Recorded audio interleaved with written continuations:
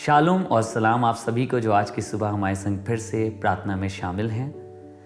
हम आपको ग्रीट करते हैं। Shalom and greetings to everybody who has joined us in this prayer once again. We would like to greet you all. What a beautiful journey of the book of Proverbs.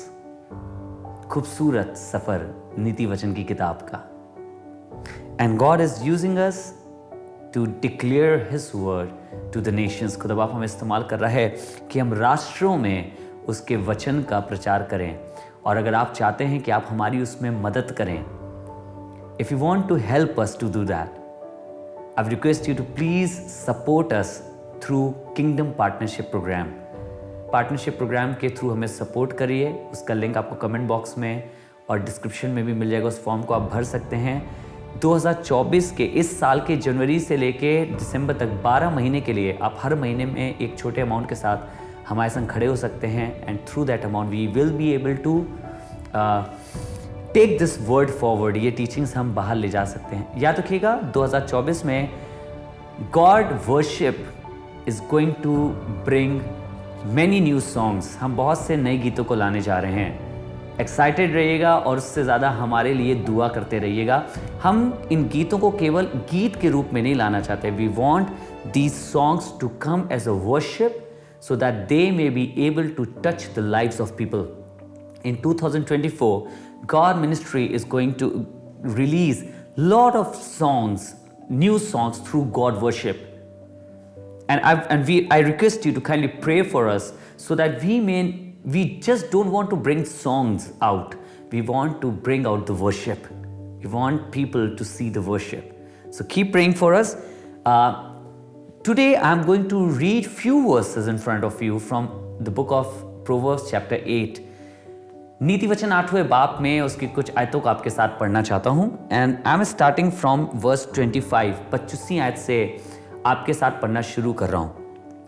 Before the mountains were settled, before the hills I was brought forth. Again, the understanding of God is saying this, and is saying, before the mountains were settled, before the hills I was brought forth, while He had not yet made the earth and the fields, nor the first dust of the world. You know what the understanding is saying? Understanding जो कह रही है वो क्या कह रही है? आपको पहले इससे पहले आपके लिए हिंदी में भी पढ़ना चाहता हूँ। 25th आयत से कुछ इस तरह से लिखा है, जब पहाड़ व पहाड़ियाँ स्थिर ना की गई थीं, तब यहोवा ने ना तो पृथ्वी और ना मैदान ना जगत की भूमि के परमाणु बनाए थे, इनसे पहले मैं उत्पन्न हुई। The wisdom of God was created even before the dust. Remember this. Now we'll move forward. 27th verse. When He established the heaven, I was there. ध्यान से सुनिएगा, इसमें कुछ अलग बात करने जा रहा है। But what I will do today, I will do something. मैं आपको आज सिर्फ 26 आयत तक बताऊंगा, क्योंकि कल इससे कनेक्ट करके आगे लेके चलेंगे सो दैट आप उसको क्लियरली समझ पाए। Today I am just going to read till verse 26, 25 and 26, and tomorrow we will move on to 27. Now it says like this. It says, before the mountains were settled, before the hills I was brought forth, while He had not yet made the earth and the fields, nor the first dust of the world. उसने कहा कि कुछ भी हमने नहीं किया था, पहली डस्ट से पहले भी, इससे पहले की बनाई जाती। खुदा के कलाम में लिखा है, बुद्धि कह रही है, समझ कह रही है, उसने मुझे बनाया। God has created me. I have a question.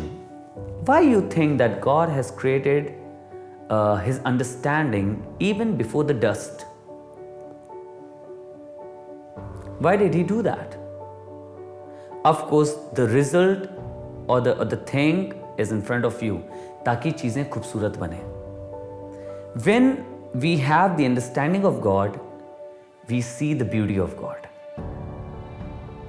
You remember in the book of Genesis, the Bible says, when God saw the things that He has created, He said, it is good.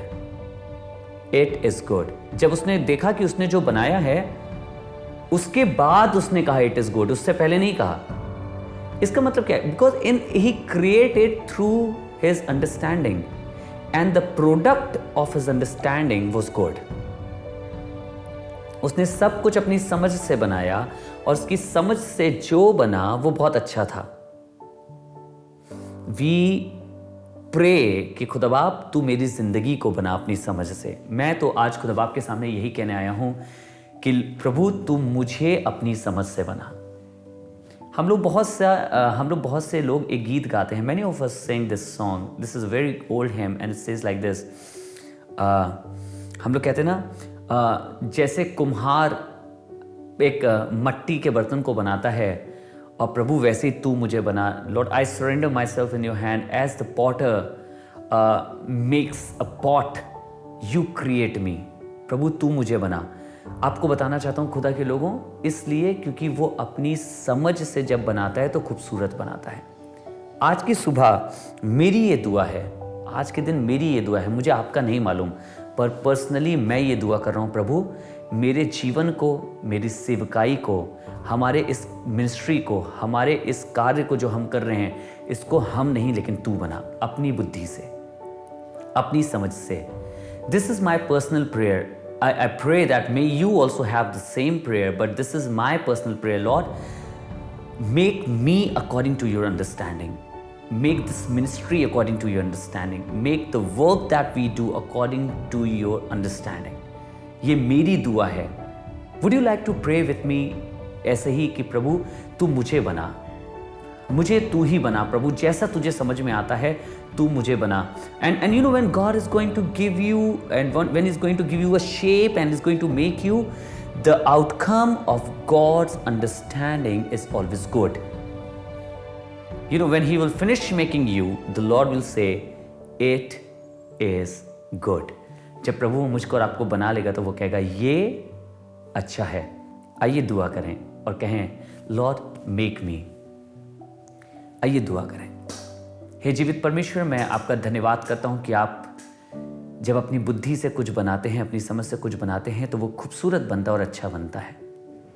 मैं अपनी ज़िंदगी को आपके सामने रखता हूं प्रभु, और हर एक जन को जो आज यही दुआ कर रहा है उनकी ज़िंदगियों को आपके सामने रखता हूं और यही प्रार्थना करता हूं प्रभु, हमारी समझ के अनुसार नहीं लेकिन आपके समझ के अनुसार हमारी ज़िंदगियाँ बनने वाली हो सकें. Lord, not just my life, but I bring the life of all these people, those who have joined in this prayer. May we all be able to pray and say that we give ourselves in your hand. Let you, according to your understanding, build us and make us.